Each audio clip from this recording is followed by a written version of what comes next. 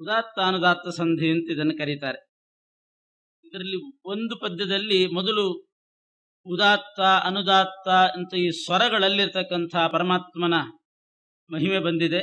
ಆದ್ದರಿಂದ ಅದಕ್ಕೆ ಉದಾತ್ತಾನುದಾತ್ತ ಸಂಧಿ ಅಂತ ಹೆಸರಿಟ್ಟಿದ್ದಾರೆ. ಬೇರೆ ಬೇರೆ ವಿಷಯಗಳು ಸಾಕಷ್ಟಿದೆ.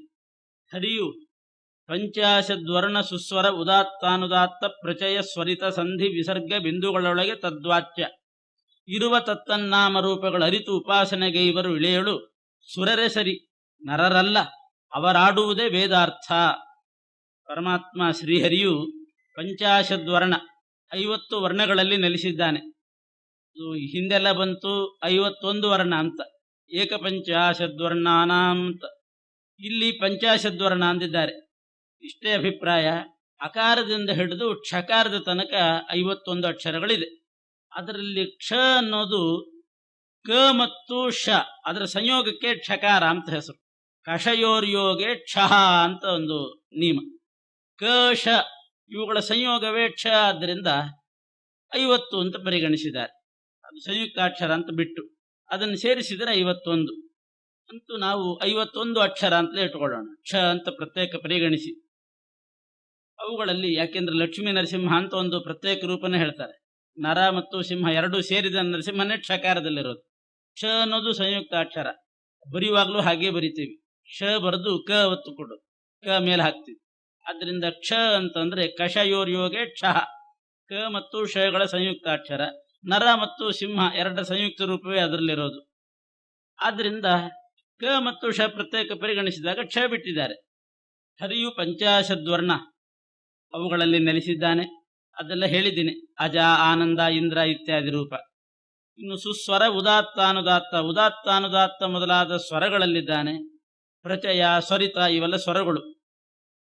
ಸಂಧ್ಯಕ್ಷರಗಳಲ್ಲಿದ್ದಾನೆ. ವಿಸರ್ಗ, ರಾಮಃ ಅನ್ನುವಾಗ ವಿಸರ್ಗ, ರಾಮಂ ಅಂತಂದ್ರೆ ಅದಕ್ಕೆ ಬಿಂದು ಅಂತ ಕರೀತಾರೆ. ಈ ವಿಸರ್ಗ, ಬಿಂದು, ಸಂಧ್ಯಕ್ಷರ, ಸ್ವರಗಳು, ವರ್ಣಗಳು ಎಲ್ಲದರಲ್ಲಿಯೂ ಪರಮಾತ್ಮ ತದ್ವಾಚ್ಯನಾಗಿದ್ದಾನೆ. ಸ್ವರಗಳಲ್ಲಿ ಉದಾತ್ತಾನುದಾತ್ತ ಪ್ರಚಯ ಸ್ವರಿತ ಸ್ವರಗಳು ಅಂತಂದ್ರೆ ವೇದಗಳಲ್ಲಿ ಈ ಉದಾತ್ತಾನುದಾತ್ತ ಸ್ವರಗಳು ಜಾಸ್ತಿ ಉಪಲಬ್ಧ ಆಗ್ತದೆ. ಅದರಿಂದಲೂ ಪರಮಾತ್ಮನ ಮಹಿಮೆನೇ ಪ್ರತಿಪಾದಿತವಾಗ್ತದೆ. ಸ್ವರದಿಂದಲೂ ಭಗವಂತನ ಮಹಿಮೆ ಇದೆ. ಬರೇ ವರ್ಣಗಳಿಂದ ಮಾತ್ರ ಅಲ್ಲ, ಒಂದೊಂದು ಸ್ವರ ಒಂದೊಂದು ಮಹಿಮೆ ಹೇಳ್ತದೆ. ಈಗ ಉದಾಹರಣೆಗೆ ಇಲ್ಲಿ ವ್ಯಾಖ್ಯಾನಗಳಲ್ಲಿ ಕೊಡ್ತಾರೆ. ಉದಾತ್ತ ಸ್ವರ ಅಂತಂದ್ರೆ ಅನುದಾತ್ತ ಸ್ವರ ಮೊದಲು ಹೇಳ್ತಾರೆ. ಭೇರಿ ಶಬ್ದ ಅನುದಾತ್ತಾಖ್ಯಂ ವರ್ಣಂ ವ್ಯಂಜಯಿತು. ನಗಾರಿ ಹೊಡೆದಾಗ ಏನು ಧ್ವನಿ ಬರ್ತದೆ, ಆ ಸ್ವರ ನಗಾರಿ ಹೊಡೆದಾಗ ಬರ್ತಕ್ಕಂಥದ್ದು ಅನುದಾತ್ತ ಸ್ವರ ಅಂತ ಹೆಸರು. ನಗಾರಿ ಹೊಡೆಯುವ ಉದ್ದೇಶ ಏನು ಅನ್ನೋದು ಇದರಲ್ಲಿ ವ್ಯಕ್ತ ಆಗ್ತದೆ. ಅದರಿಂದ ಭೇರಿ ಶಬ್ದ ಅಂದ್ರೆ ನಗಾರಿ, ಅದರಿಂದ ಬರ್ತಕ್ಕಂಥ ಅನುದಾತ್ತ ಅನ್ನೋ ಸ್ವರ ಅದು ಪರಮಾತ್ಮನ ದಾರ್ಢ್ಯವನ್ನು ಹೇಳ್ತದಂತೆ. ಅನುದಾತ್ತ ಭಗವಂತನ ದಾರ್ಢ್ಯ ಹೇಳೋದು. ಘಂಟಾ ಶಬ್ದ, ದೇವಸ್ಥಾನದಲ್ಲಿ ಗಂಟೆಯನ್ನೇ ಬಡಿಯುವಾಗ ಘಂಟಾ ಶಬ್ದ ಏನಾಗ್ತದೆ, ಅದು ಸ್ವರಿತ ಅನ್ನುವ ಸ್ವರವನ್ನು ಹೇಳ್ತದಂತೆ. ಭೇರಿ ಶಬ್ದ ಅನುದಾತ್ತ, ಘಂಟಾ ಶಬ್ದ ಸ್ವರಿತ ಅನ್ನೋ ಸ್ವರವನ್ನು ಹೇಳ್ತದೆ. ಶ್ವಾಸೋಚ್ಛ್ವಾಸ ಮಾಡುವಾಗ ಏನೊಂದು ಮಂದವಾದ ಧ್ವನಿ, ಅದು ಯಾರಿಗೂ ಕೇಳಿಸೋದಲ್ಲ ಆ ಶಬ್ದ. ಶ್ವಾಸೋಚ್ಛ್ವಾಸ ಮಾಡಿದರೆ ಅದು ಪ್ರಚಯ ಅನ್ನುವಂಥ ಒಂದು ಸ್ವರವನ್ನ ಅದು ಅಭಿವ್ಯಕ್ತಗೊಳಿಸ್ತದಂತೆ. ಪ್ರಚಯ ಅನ್ನೋದು ಅದು ಪರಮಾತ್ಮನ, ಅದು ಒಂದು ಪರಮಾತ್ಮನ ಮಹಿಮೆ ಹೇಳ್ತದೆ. ತಥಾ ಭೇರಿ ಧ್ವನಿ ಪ್ರಭೋ ಅನುದಾತ್ತ ಸ್ವರೂಪತ್ವಾತ್ ಔದಾರ್ಯಂ ವದತೀಸಿತು. ನಗಾರಿ ಹೊಡೆಯುವಾಗ ಬರ್ತಕ್ಕಂಥ ಅನುದಾತ್ತ ಅನ್ನೋ ಸ್ವರ ಅದು ಪರಮಾತ್ಮನ ಔದಾರ್ಯ, ದಾರ್ಢ್ಯ ಅದನ್ನೆಲ್ಲ ಹೇಳ್ತದಂತೆ. ಭಗವಂತ ಬಹಳ ಉದಾರಿಯಾಗಿದ್ದಾನೆ ಅಂತ. ನಮಗೆಷ್ಟು ಕೊಡ್ತಾ ಇದ್ದಾನೆ, ನಾವು ಅವನಿಗೆ ಕೊಡೋದು ಕಡಿಮೆ. ಮಹಾ ಉದಾರಿ ಅಂತ ಔದಾರ್ಯವನ್ನು ಹೇಳ್ತದೆ. ಘಂಟಾ ಶಬ್ದ, ದೇವಸ್ಥಾನದಲ್ಲಿ ಹೋಗಿ ಗಂಟೆ ಹೊಡೆದಾಗ ಏನೊಂದು ನಾದ ಬರ್ತದೆ, ಸ್ವರ ಬರ್ತದೆ, ಆ ಸ್ವರವೂ ಪರಮಾತ್ಮನ ಮಹಿಮೆ ಹೇಳ್ತದಂತೆ. ಏನು ಅಂತಂದ್ರೆ, ನನ್ನ ಸ್ವಾಮಿ ನೀನು, ನಾನು ದಾಸ, ನಾನು ಕಿಂಕರ, ನೀನು ಸ್ವಾಮಿ ಅಂತ ಪರಮಾತ್ಮನ ಈ ಸ್ವಾಮಿತ್ವವನ್ನ, ನಮ್ಮ ನೀಚತ್ವವನ್ನ ಗಂಟೆ ಹೊಡೋದನ್ನು. ಆದ್ರಿಂದಲೇ ನಮ್ಮಲ್ಲಿ ಪದ್ಧತಿ, ದೇವಸ್ಥಾನಕ್ಕೆ ಹೋದ ಕೂಡಲೇ ಗಂಟೆ ಹೊಡಿತಾರೆ. ಗಂಟೆ ತೂಗು ಹಾಕಿರ್ತಾರೆ, ಹೊಡಿತಾರೆ. ಹೊಡೆಯೋ ಉದ್ದೇಶ ಏನು ಅಂತಂದ್ರೆ, ನಾನು ಬಂದವನು ನೀಚನಾಗಿದ್ದೀನಿ, ನಾನು ಬಹಳ ಅಧಮ, ನಿನ್ನ ಕಿಂಕರ, ನೀನು ಉತ್ತಮನಾಗಿದ್ದಿ ಅನ್ನೋ ಅಭಿಪ್ರಾಯಕ್ಕೆ ಗಂಟೆ ಹೊಡೆಯೋದು. ಎಷ್ಟೋ ಜನರಿಗೆ ಗಂಟೆ ಹೊಡೆಯುವಾಗಲೇ ನಾನು ದೊಡ್ಡವನು ಅಂತಿದ್ರೆ ಅದು ಬಹಳ ದುರಂತ. ಹೊಡೆಯುವಾಗ ಇದೇ ಅಭಿಪ್ರಾಯದಿಂದಲೇ ಗಂಟೆ ಹೊಡಿಬೇಕಂತ. ತದಪೇಕ್ಷೆಯ ಅನ್ಯ ನೀಚತ್ವಂ ಘಂಟಾದ್ಯಾಹ ಸ್ವರಿತಾತ್ಮಕಾಹ. ಪರಮಾತ್ಮನಿಗಿಂತ ಉಳಿದವರೆಲ್ಲರೂ ಕೂಡ ನೀಚರು ಅನ್ನೋ ಸ್ವರವನ್ನ ಆ ಘಂಟಾ ಸ್ವರ ಹೇಳ್ತದಂತೆ. ಬೇರಿನಾದ ಹೇಳೋದು ಔದಾರ್ಯವನ್ನ. ಉಚ್ಚಸ್ಥಿತಿ ಮುದಾತ್ತಸ್ತು. ಉಚ್ಚಸ್ಥಿತಿ ಮುದಾತ್ತಸ್ತು ಅಂದ್ರೆ ಈ ಉದಾತ್ತ ಅನ್ನೋ ಸ್ವರ ಪರಮಾತ್ಮ ಉಚ್ಚಸ್ಥಿತಿಯಲ್ಲಿದ್ದಾನೆ, ಸರ್ವೋತ್ತಮನಾಗಿದ್ದಾನೆ. ಅನುದಾತ್ತ ಬರೀ ಔದಾರ್ಯವನ್ನು ಹೇಳಿದರೆ ಇದು ಉದಾತ್ತ ಸ್ವರವು ಅಂದ್ರೆ ಹೆಚ್ಚಾಗಿ ಸ್ವರ ಬರ್ತದೆ, ಮೇಲ್ಮಟ್ಟದಲ್ಲಿ ಬರ್ತಕ್ಕಂತಹ ಸ್ವರ. ಉಚ್ಚೈರುದಾತ್ತ ಅದು ಪರಮಾತ್ಮನ ಉತ್ತಮತ್ವವನ್ನು, ಸರ್ವೋತ್ತಮತ್ವವನ್ನು ಹೇಳ್ತಕ್ಕಂಥದ್ದು. ಇನ್ನೊಂದು ಸ್ವರ ಇದೆ ಪ್ರಚಯ, ಅದು ಶ್ವಾಸೋಚ್ಛ್ವಾಸ ಮಾಡುವಾಗ ಬರ್ತಕ್ಕಂಥದ್ದು ಪ್ರಚಯ ಸ್ವರ. ಅದು ಪರಮಾತ್ಮ ಏಕಪ್ರಕಾರವಾಗಿರ್ತಾನೆ, ಚಂಚಲ ಅಲ್ಲ ಭಗವಂತ. ಅಚಾಂಚಲ್ಯ ಅನ್ನುವ ಮಹಿಮೆಯನ್ನ ಆ ಶ್ವಾಸೋಚ್ಛ್ವಾಸದಲ್ಲಿ ಬರ್ತಕ್ಕಂಥ ಈ ಸ್ವರ ಹೇಳ್ತದೆ. ಹೀಗೆ ವೇದದಲ್ಲಿ ಇವೆಲ್ಲ ಉದಾತ್ತ, ಅನುದಾತ್ತ, ಪ್ರಚಯ, ಸ್ವರಿತ ಅನ್ನುವಂತಹ ಸ್ವರಗಳಿದೆ. ಅವುಗಳು ಈ ರೀತಿ ಪರಮಾತ್ಮನ ಮಹಿಮೆ ಹೇಳ್ತದೆ ಅಂತನ್ನೋದನ್ನ ಈ ಮೊದಲನೇ ಇದರಲ್ಲಿ ತಿಳಿಸಿದ್ದಾರೆ. ಉಚ್ಚಸ್ವರ, ಈಗ ಆನೆ ಕೂಗುವಾಗ, ಆನೆ ಗರ್ಜನೆ ಮಾಡುವಾಗ, ಗಜಗರ್ಜನೆ ಮಾಡುವಾಗ ಅದು ಧಿಕ್ಕಾರ ಮಾಡಿದ ಹಾಗೆ ಮಾಡ್ತದಂತೆ. ಆನೆ ಧಿಕ್ಕಾರ ಮಾಡುವಂತೆ ಮಾಡಿದರೆ ಉಳಿದವರೆಲ್ಲ ಪರಮಾತ್ಮನ ಎದುರುಗಡೆ ನೀಚರು ಅಂತನ್ನೋದನ್ನೇ ಅದು ಹೇಳೋದು. ಹೀಗೆ ಉದಾತ್ತ, ಅನುದಾತ್ತ, ಪ್ರಚಯ, ಸ್ವರಿತಗಳಿಂದ ಪರಮಾತ್ಮ ವಾಚ್ಯನಾಗಿದ್ದಾನೆ. ಸಂಧ್ಯಕ್ಷರಗಳು, ವಿಸರ್ಗ, ಬಿಂದು, ಅದಕ್ಕೆಲ್ಲ ಭಗವಂತನ ವಾಚಕತ್ವ ಇದೆ. ಈ ರೀತಿ ಅಲ್ಲಲ್ಲಿ ಪರಮಾತ್ಮ ತತ್ತದ್ ರೂಪದಿಂದ ಆ ವರ್ಣಗಳಲ್ಲಿಯೂ ಇದ್ದಾನೆ, ಸ್ವರದಲ್ಲಿದ್ದಾನೆ. ಅದನ್ನು ತಿಳಿದು ಉಪಾಸನೆ ಮಾಡಬೇಕು. ಆವಾಗ ಅವರು ಸುರರಂತೆ ಆಗ್ತಾರೆ, ನರರಲ್ಲ. ಅವರಾಡುವುದೇ ವೇದಾರ್ಥ ಅಂದ್ರು. ಇದು ಶೀಕ್ಷೋಪನಿಷತ್ತು ಅಂತೇನಿದೆ, ಅದರದ್ದೇ ವಿವರಣೆ. ಶೀಕ್ಷಾಂ ವ್ಯಾಖ್ಯಾಸ್ಯ ಮಹಾವರ್ಣಸ್ವರ ಮಾತ್ರಾಬಲಂ ಸಾಮಸಂತಾನ ಅಂತ ಅದರಲ್ಲಿರೋ ಭಗವಂತನ ರೂಪವನ್ನು ತಿಳ್ಕೊಂಡು ಅನಂತರ ವೇದಾದಿಗಳನ್ನು ಅಧ್ಯಯನ ಮಾಡಬೇಕು. ಆ ದೃಷ್ಟಿಯಿಂದ ಇದನ್ನು ಹೇಳ್ತಾ ಇದ್ದಾರೆ. ಇಷ್ಟೇ ಉದಾತ್ತ ಅನುದಾತ್ತ ಸಂಧಿ ಅಥವಾ ವರ್ಣ ಪ್ರಕ್ರಿಯಾ ಸಂಧಿ ಅಂತ ಹೇಳಿದ್ರಲ್ಲಿ ಇಷ್ಟಕ್ಕೆ ಮುಗಿಸಿ ಇನ್ನೆಲ್ಲ ಬೇರೆ ಬೇರೆ ವಿಷಯಗಳನ್ನೇ ಮುಂದೆ ಮಿಶ್ರಣವಾಗಿ ಹೇಳ್ತಾ ಇದ್ದಾರೆ. ಈಶನಲ್ಲಿ ವಿಜ್ಞಾನ, ಭಗವದ್ದಾಸರಲ್ಲಿ ಸದ್ಭಕ್ತಿ, ವಿಷಯ ನಿರಾಶೆ, ಮಿಥ್ಯಾವಾದಿಯಲ್ಲಿ ಪ್ರದ್ವೇಷ, ನಿತ್ಯದಲ್ಲಿ ಈ ಸಮಸ್ತ ಪ್ರಾಣಿಗಳಲ್ಲಿ ರಮೇಶನಿಹನೆಂದರಿತು ಅವರ ಅಭಿಲಾಷೆಗಳ ಪೂರೈಸುವುದು ಮಹಾಯಜ್ಞ ಹರಿಪೂಜೆ. ಮುಂದೆ ಎಲ್ಲರೂ ಮಾಡಬೇಕಾಗಿರತಕ್ಕಂಥ ಯಜ್ಞ ಮತ್ತು ಪೂಜೆ, ಮಹಾಯಜ್ಞ ಮಹಾಪೂಜೆ ಯಾವುದು ಅಂತಂದ್ರೆ ಈ ಅನುಸಂಧಾನವೇ ಬಹಳ ಮುಖ್ಯ ಎಲ್ಲದಕ್ಕಿಂತ ಅಂತ. ಈಶನಲ್ಲಿ ವಿಜ್ಞಾನ, ಪರಮಾತ್ಮನ ತತ್ವಜ್ಞಾನ ಪಡಿಬೇಕು. ಭಗವದ್ದಾಸರಲ್ಲಿ ಭಕ್ತಿ ಮಾಡಬೇಕು ತಾರತಮ್ಯ ಪ್ರಕಾರವಾಗಿ. ವಿಷಯ ಪದಾರ್ಥಗಳಲ್ಲಿ ನಿರಾಶೆ ಅಂದ್ರೆ ವೈರಾಗ್ಯ, ವಿಷಯ ಪದಾರ್ಥಗಳಲ್ಲಿ ಭೋಗ್ಯ ವಸ್ತುಗಳಲ್ಲಿ ವೈರಾಗ್ಯ. ಮಿಥ್ಯಾವಾದಿಯಲ್ಲಿ ಪ್ರದ್ವೇಷ, ಪರಮಾತ್ಮ ಸೃಷ್ಟಿ ಮಾಡಿದ ಜಗತ್ತು ಮಿಥ್ಯಾ ಅಂತ ಯಾರು ಹೇಳ್ತಾರೆ ಅಂಥ ಮಿಥ್ಯಾವಾದಿಗಳಲ್ಲಿ ದ್ವೇಷವನ್ನೂ ಮಾಡಬೇಕು. ಅಂದ್ರೆ ಅದನ್ನ ಆಧರಿಸಬಾರದು, ಆ ವಾದ ಸರಿ, ಈ ಪ್ರಪಂಚ ಎಲ್ಲ ಸತ್ಯ, ಆದ್ದರಿಂದ ಅದರಲ್ಲಿ ಪ್ರದ್ವೇಷ ನಿತ್ಯದಲ್ಲಿ. ಈ ಸಮಸ್ತ ಪ್ರಾಣಿಗಳಲ್ಲಿ, ಎಲ್ಲ ಪ್ರಾಣಿಗಳಲ್ಲಿ ಪರಮಾತ್ಮ ವ್ಯಾಪ್ತನಾಗಿದ್ದಾನೆ ಅಂತ ಅರಿವು. ಇದನ್ನು ತಿಳ್ಕೊಂಡು ಎಲ್ಲರ ಅಭಿಲಾಷೆಗಳನ್ನು ಪೂರೈಸುವುದು. ಯಾರ್ಯಾರಿಗೇನು ಅಭಿಲಾಷೆ ಇದೆ ಸಾಧ್ಯವಾದಷ್ಟು ಯೋಗ್ಯತಾನುಸಾರ ಅದನ್ನು ಪೂರೈಸುವುದೇ ಮಹಾಯಜ್ಞ ಹರಿಪೂಜೆ. ತ್ರಿದಶ ಏಕಾತ್ಮ ನೆನೆಸಿ ಭೂ ಉದಕ ಶಿಖೆಯೊಳಗೆ 10 ಕರಣದಿ ಅಧಿಪರೆನಿಸುವ ಪ್ರಾಣಮುಖ್ಯ ಆದಿತ್ಯರೊಳು ನೆಲೆಸಿ ವಿದಿತನಾಗಿದ್ದ ಅನವರತ ನಿರವಧಿಕ ಮಹಿಮನು ಸಕಲ ವಿಷಯವ ನಿಧನ ನಾಮಕ ಸಂಕರ್ಷಣಾಶ್ವಯನು ಸ್ವೀಕರಿಪ. 13 ರೂಪದಿಂದ ಪರಮಾತ್ಮ ದೇಹದಲ್ಲಿ ನೆಲೆಸಿ ನಮ್ಮ ಪೂಜೆಯನ್ನು ಸ್ವೀಕಾರ ಮಾಡ್ತಾನೆ. ನಾವು ಅನುಭೋಗಿಸ್ತಕ್ಕಂಥ ವಿಷಯ ಪದಾರ್ಥಗಳ ಅನುಭವ ನಮಗೆ ಬರೋ ಹಾಗೆ ಮಾಡ್ತಾನೆ ಅನ್ನೋದನ್ನು ಹೇಳ್ತಾನೆ. ಯಾಕೆಂದ್ರೆ ಇಂದ್ರಿಯಗಳಿಂದ ನಾವು ಪರಮಾತ್ಮನ ಪೂಜೆನೂ ಮಾಡ್ತೀವಿ, ನಮ್ಮ ಪೂಜೆನೂ ಮಾಡ್ಕೋತೀವಿ. ಅಂದ್ರೆ ನಾವು ವಿಷಯಗಳನ್ನು ಅನುಭೋಗ ಮಾಡ್ತೀವಿ. ಅದೆರಡೂ ಪರಮಾತ್ಮನೇ ಮಾಡಿಸೋದು. ಆ 13 ರೂಪ ಯಾವುದು ಅಂತಂದ್ರೆ 10 ಕರಣದಿ. ತ್ರಿದಶ ಅಂದ್ರೆ 13, ಏಕಾತ್ಮ ಅಂದ್ರೆ ಜೀವನ ಸ್ವರೂಪದೊಳಗಿರತಕ್ಕಂಥ ಒಬ್ಬ ಪರಮಾತ್ಮ. ಅವನು 13 ರೂಪದಿಂದ ಭೂ ಉದಕ ಶಿಖಿಯೊಳು, ಪೃಥ್ವಿ ಅಪು ತೇಜಸ್ಸು ಅಂತ ಅರ್ಥ. ಭೂ ಅಂದ್ರೆ ಪೃಥ್ವಿ, ಉದಕ ಅಪತತ್ವ, ಶಿಖಿ ಅಂದ್ರೆ ಅಗ್ನಿ ತತ್ವ. ಪ್ರಧಾನವಾಗಿ ಈ 3 ಮತ್ತು 10 ಕರಣದಿ, ದಶ ಇಂದ್ರಿಯಗಳಲ್ಲಿ ಕರುಣದಿ ಅಂತ ಪಾಠ ಅಲ್ಲ, 10 ಕರಣದಿ.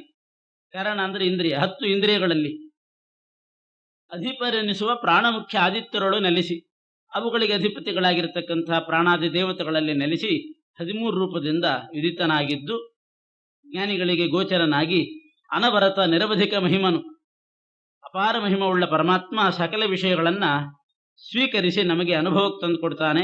ನಿಧನ ನಾಮಕ ಸಂಕರ್ಷಣಾಕ್ವಯನು. ನಿಧನ ಅಂತಂದ್ರೆ ಸಾವು ಮೃತ್ಯು ಅಂತ ಅರ್ಥ ಅಲ್ಲ, ಸಾಮವೇದದ ಒಂದು ಭಾಗಕ್ಕೆ ನಿಧನ ಅಂತ ಹೆಸರು. ಅದರಲ್ಲಿ ಪ್ರತಿಪಾದ್ಯನಾದ ಸಂಕರ್ಷಣನ್ನೇ ನಿಧನ ನಾಮಕ ಸಂಕರ್ಷಣ. ಇನ್ನು ಕರ್ಮದ ವಿಚಾರ 1-2-3 ಪದ್ಯಗಳಲ್ಲಿ ಕರ್ಮದ ವಿಚಾರ ಪ್ರಾರಂಭ ಮಾಡಿದೆ. ದೈಹಿಕ ದೈಶಿಕ ಕಾಲಿಕತ್ರಯ ಗಹನ ಕರ್ಮಗಳುಂಟು, ಇದರೊಳು ವಿಹಿತ ಕರ್ಮಗಳು ಅರಿತು ನಿಷ್ಕಾಮಕನು ನೀನಾಗಿ ಬೃಹತಿ ನಾಮಕ ಭಾರತೀಶನ ಮಹಿತ ರೂಪವ ನೆನೆದು ಮನದಲ್ಲಿ ಅಹರಹ ಭಗವಂತ ಗರ್ಪಿಸು ಪರಮ ಭಕುತಿಯಲ್ಲಿ. ಗಹನ ಕರ್ಮ ಅಂದ್ರೆ ಗಂಭೀರವಾದ 3 ಕರ್ಮಗಳಿದೆ. 3 ಕರ್ಮ, ಅದರಲ್ಲಿ ದೈಹಿಕ ಕಾಲಿಕ ಅಂತ 3 ಕರ್ಮಗಳು. ದೈಹಿಕ ದೈಶಿಕ ಕಾಲಿಕ ಮಾತ್ರೆಗೆ ಸರಿಗೋಸ್ಕರವಾಗಿ ಅವರು ದೈಹಿಕ ದೈಶಿಕ ಕಾಲಿಕತ್ರಯ ಅಂತ ಮಾಡ್ಕೊಂಡಿದ್ದಾರೆ. ದೈಹಿಕ ಅಂತಲೇ ಅರ್ಥ. ದೈಹಿಕ ಕರ್ಮ ಅಂದ್ರೆ ನಮ್ಮ ದೇಹದಿಂದ ಮಾಡ್ತಕ್ಕಂತಹ ಪ್ರದಕ್ಷಿಣ ನಮಸ್ಕಾರಾದಿಗಳು, ಪುರಸ ಶಿರಸ ದೃಷ್ಟ್ಯ ಮನಸ ವಚಸ ತಥಾ ಪದ್ಭ್ಯಾಂ ಕರಾಭ್ಯಾಂ ಜಾನುಭ್ಯಾಂ ಅಂತ ಅಷ್ಟಾಂಗ ನಮಸ್ಕಾರ, ಪಂಚಾಂಗ ನಮಸ್ಕಾರ ಇವೇನಿದೆ ಇದು ದೈಹಿಕ ಕರ್ಮ, ಪ್ರದಕ್ಷಿಣ ನಮಸ್ಕಾರಾದಿಗಳೆಲ್ಲ.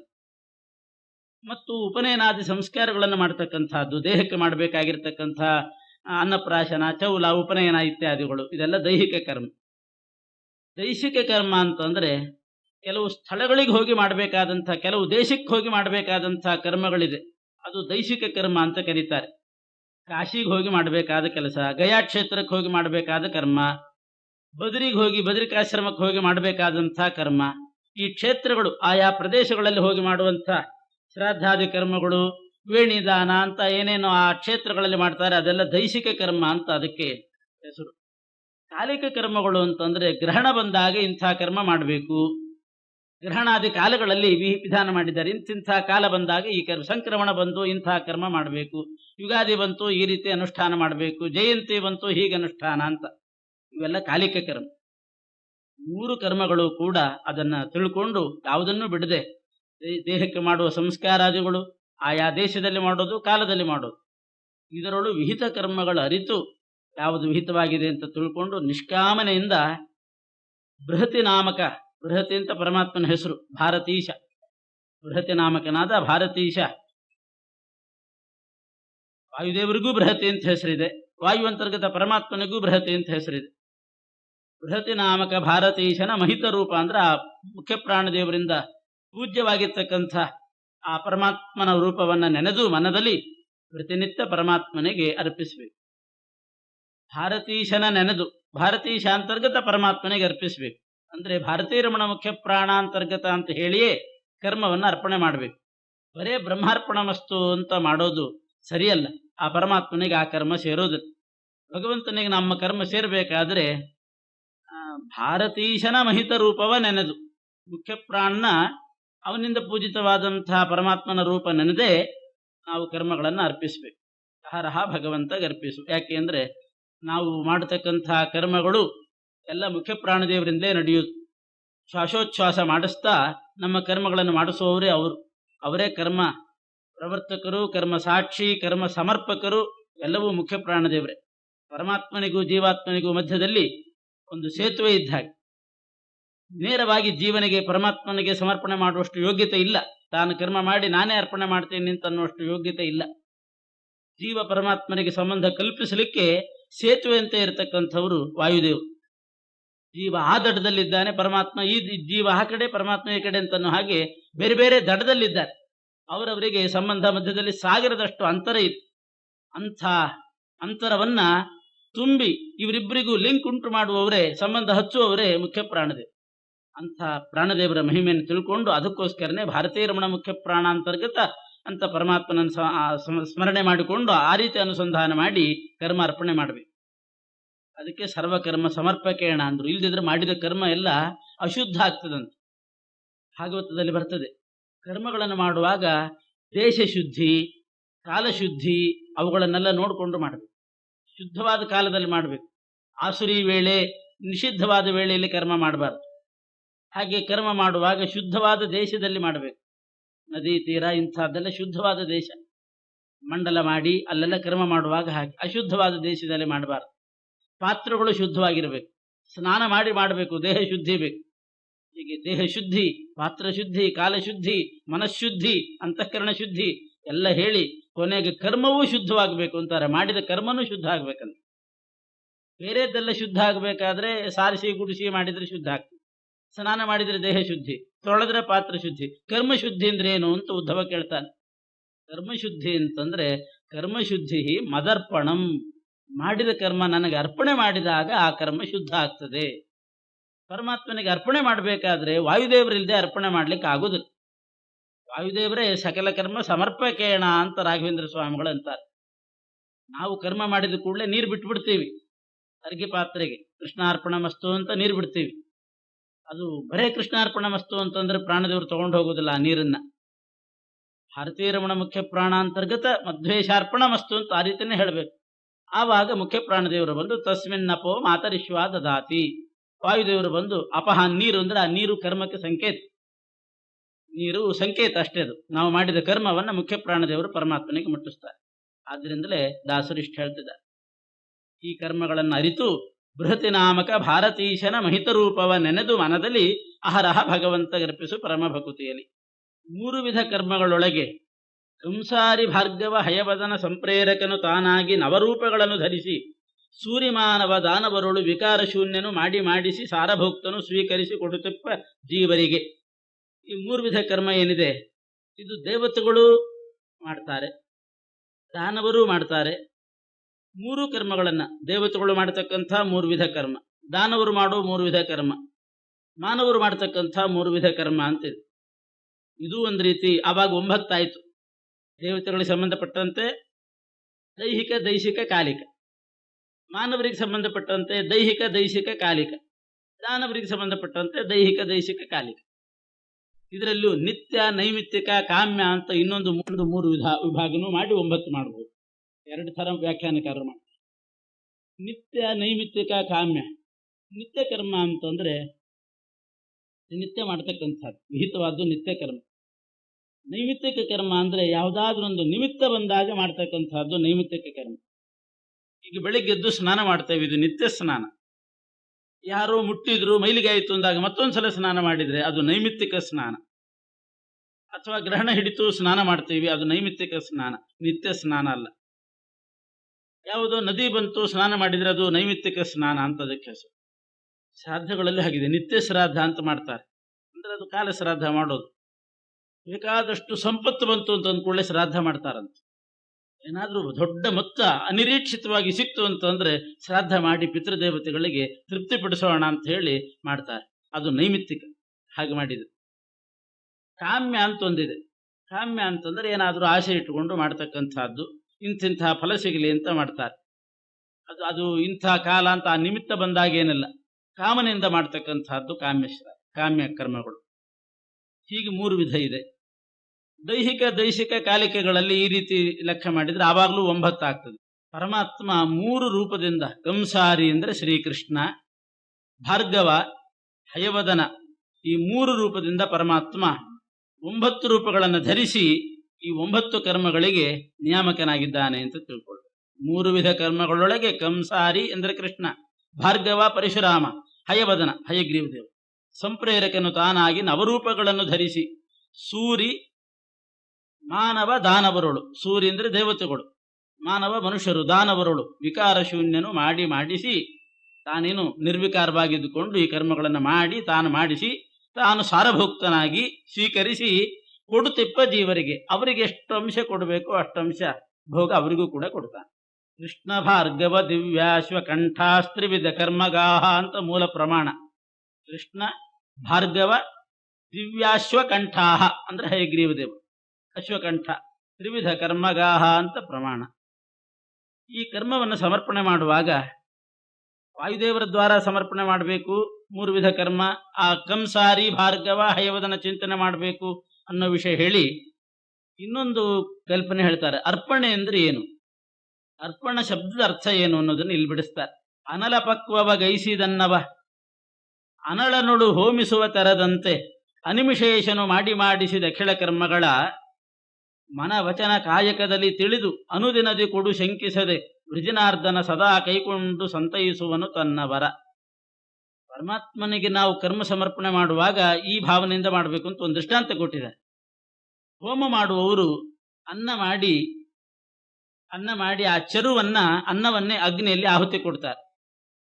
ಅಗ್ನಿಯಲ್ಲಿ ಆಹುತಿ ಕೊಡುವಾಗ ಏನು ಅನುಸಂಧಾನ ಇರಬೇಕು ನಮಗೆ? ಅಗ್ನಿಗೆ ಊಟ ಇದ್ದಿಲ್ಲ, ನಾವು ಕೊಡ್ತಿದ್ದೀವಿ ಅಂತಲ್ಲ. ನಾವು ನಮ್ಮಿಂದಾಗಿ ಅನ್ನ ಅವನಿಗೆ ತಲುಪಿತು ಅಂತನ್ನೋ ಅನುಸಂಧಾನ ಬರ್ಲಿಕ್ಕೆ ಸಾಧ್ಯನೇ ಇಲ್ಲ. ಯಾಕೆಂದ್ರೆ ಅನ್ನ ಆಗಬೇಕಾದ್ರೆ ಮೊದಲು ಅಗ್ನಿ ಬೇಕು. ಅಗ್ನಿ ಜಜ್ವಲ್ಯಮಾನವಾಗಿ ಉರಿದಿರ್ತಾನೆ ಅನ್ನ ಆಗೋದು. ಅವನಿಗೆ ನಾವು ಆಹಾರ ಕೊಡ್ತಿದ್ದೀವಿ ಅಂತಲ್ಲ, ಅವನನ್ನೇ ಉಪಯೋಗ ಪಡಿಸ್ಕೊಂಡು ಅಗ್ನಿಯ ಉಪಯೋಗದಿಂದಲೇ ಅನ್ನ ತಯಾರು ಮಾಡಿದ್ದು, ಮತ್ತೆ ಅಗ್ನಿಗೆ ಅದನ್ನು ಹಾಕ್ತೀವಿ. ಅನಲ ಪಕ್ವವಗೈಸಿದನ್ನವ, ಅಗ್ನಿಯೇ ಪಕ್ವ ಮಾಡಿದ ಅನ್ನವನ್ನ ಮತ್ತೆ ಅಗ್ನಿಗೆ ನಾವು ಹೋಮಿಸುವಾಗ ನಮ್ಮ ಅಧೀನ ಅಗ್ನಿ, ನನ್ನಿಂದಾಗಿ ನಿನ್ನ ಉಪಜೀವನ ಅಂತ ಭಾವನೆ ಯಾರಿಗೂ ಬರೋದಿಲ್ಲ. ನಿನ್ನಿಂದಲೇ ನಮ್ಮ ಉಪಜೀವನ ಅಂತ ಕೃತಜ್ಞತೆ ಸಮರ್ಪಣೆ ಮಾಡುವ ಹಾಗೆ. ಅದರಂತೆ ಅನಿಮಿಷೇಷನು ಪರಮಾತ್ಮನೇ ಮಾಡಿದ್ರಷ್ಟೇ ನಮ್ಮ ಕರ್ಮ ಇರೋದು. ಭಗವಂತ ಮಾಡಿ ಆಮೇಲೆ ನಮ್ಮಿಂದ ಮಾಡಿಸ್ತಾನೆ. ಅಂಥ ಕರ್ಮಗಳನ್ನ ಅವನಿಗೆ ಅರ್ಪಣೆ ಮಾಡುವಾಗ ನೀನೇ ಮಾಡಿದ್ದು, ನೀನೇ ನನ್ನ ಕೈಲಿ ಮಾಡಿಸಿದ್ದು, ನೀನು ಮಾಡಿ ನನ್ನ ಕೈಲಿ ಮಾಡಿಸಿದಿ, ನಿನ್ನ ಅಧೀನ ನಾನು ಅನ್ನೋ ಅನುಸಂಧಾನ ಇಟ್ಟುಕೊಂಡು ಬಿಟ್ರೆ ಅದೇ ಕರ್ಮ ಸಮರ್ಪಣೆ ಅಂತ ಅಭಿಪ್ರಾಯ. ಅದರಿಂದ ಸಮರ್ಪಣ ಅನ್ನೋ ಶಬ್ದದಲ್ಲಿ ಎರಡು ಸೇರಿದೆ. ಅರ್ಪಣ ಅಂದ್ರೆ ತ್ಯಾಗ.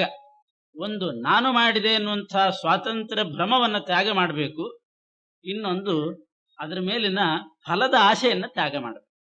ಹೀಗೆ ಅನಿಮಿಷೇಷನು ಮಾಡಿಸಿದ ಅಖಿಳ ಕರ್ಮಗಳ, ಎಂಥದ್ದು ಅಖಿಲ ಕರ್ಮ ಅಂದ್ರೆ ಮನ ವಚನ ಕಾಯ, ಮಾನಸಿಕ ಕರ್ಮ ಆಗಿರಬಹುದು, ವಾಚನಿಕ ಕರ್ಮ ಅಥವಾ ದೇಹದಿಂದ ಮಾಡಿದ ಕರ್ಮ, ಎಲ್ಲವನ್ನೂ ಪರಮಾತ್ಮನೇ ಮಾಡಿಸುವನು. ಈ ರೀತಿ ತಿಳಿದು ಅನುದಿನದೇ ಕೊಡು ಶಂಕಿಸದೆ ಅವನಿಗೆ ಅರ್ಪಣೆ ಮಾಡಬೇಕು. ಆವಾಗ ವೃಜಿನಾರ್ದನ ಅಂದ್ರೆ ಪಾಪ ಪರಿಹಾರಕ, ಕರ್ಮದಲ್ಲಿ ಬರುವಂತಹ ಪಾಪಗಳನ್ನು ಪರಿಹಾರ ಮಾಡಿ ಪರಮಾತ್ಮ ಕೈಗೊಂಡು ಸಂತೈಸುವನು ಅವರನ್ನು ಸಂರಕ್ಷಣೆ ಮಾಡ್ತಾನೆ. ಬಹಳ ಒಳ್ಳೆ ದೃಷ್ಟಾಂತ ಕೊಟ್ಟಿದ್ದಾರೆ ಕರ್ಮ ಸಮರ್ಪಣೆ. ಕೆರೆ ನೀರನ್ನು ತೆಗೆದು ಅದಕ್ಕೆ ಪುನಃ ನಾವು ಅರ್ಘ್ಯ ಕೊಡೋ ಹಾಗೆ ಅಂತಲೂ ದೃಷ್ಟಾಂತ ಇದೆಯಲ್ಲ, ಅದೇ ರೀತಿ ಜೀವರ ಸ್ವರೂಪದ ವಿಚಾರಕ್ಕೆ ಮುಂದೆ ಬರ್ತಾ ಇದ್ದಾರೆ.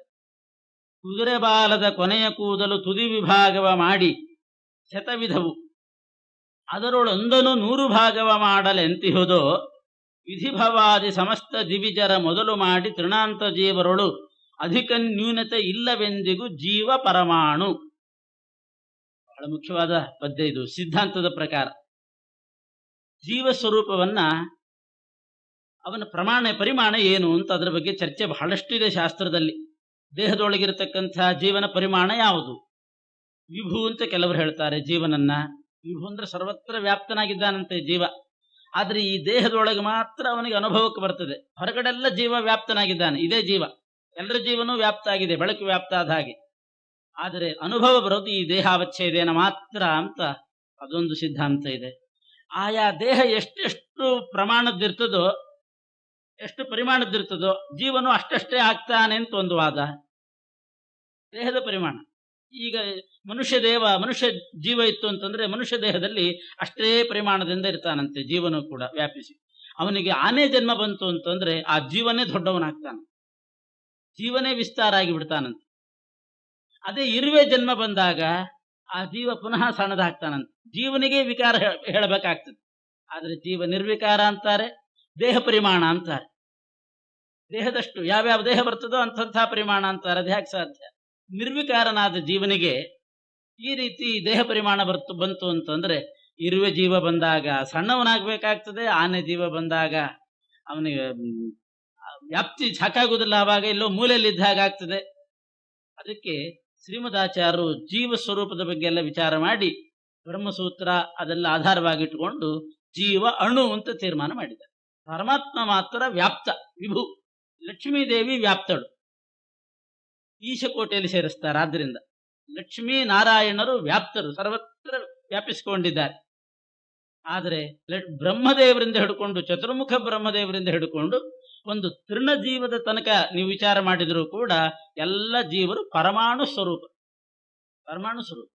ಆದ್ರೆ ದೇಹದಲ್ಲಿ ಎಲ್ಲಿ ಏನು ಮುಳುಚುಚ್ಚಿದ್ರು ಏನಾದ್ರೂ ಅನುಭವಕ್ಕೆ ಬರ್ತದೆ. ಯಾಕೆಂದ್ರೆ ಆ ದೇಹದಲ್ಲಿ ವ್ಯಾಪ್ತಿ ಇರ್ತದೆ, ದೇಹದ ಮಟ್ಟಿಗೆ ಪೂರ್ತಿ ವ್ಯಾಪ್ತಿ ಇರ್ತದೆ. ಒಂದು ಕಡೆ ದೀಪ ಹಚ್ಚಿಟ್ರೆ ಮನೆ ತುಂಬಾ ಬೆಳಕು ವ್ಯಾಪ್ತವಾಗಿರುವಂತೆ ದೇಹದಲ್ಲಿ ಎಲ್ಲಿ ಆದರೂ ಕೂಡ ಅನುಭವಕ್ಕೆ ಬರೋ ಹಾಗೆ ದೇಹದ ಮಟ್ಟಿಗೆ ವ್ಯಾಪ್ತಿ ಇರ್ತದೆ, ಪ್ರಕಾಶದ ಹಾಗೆ.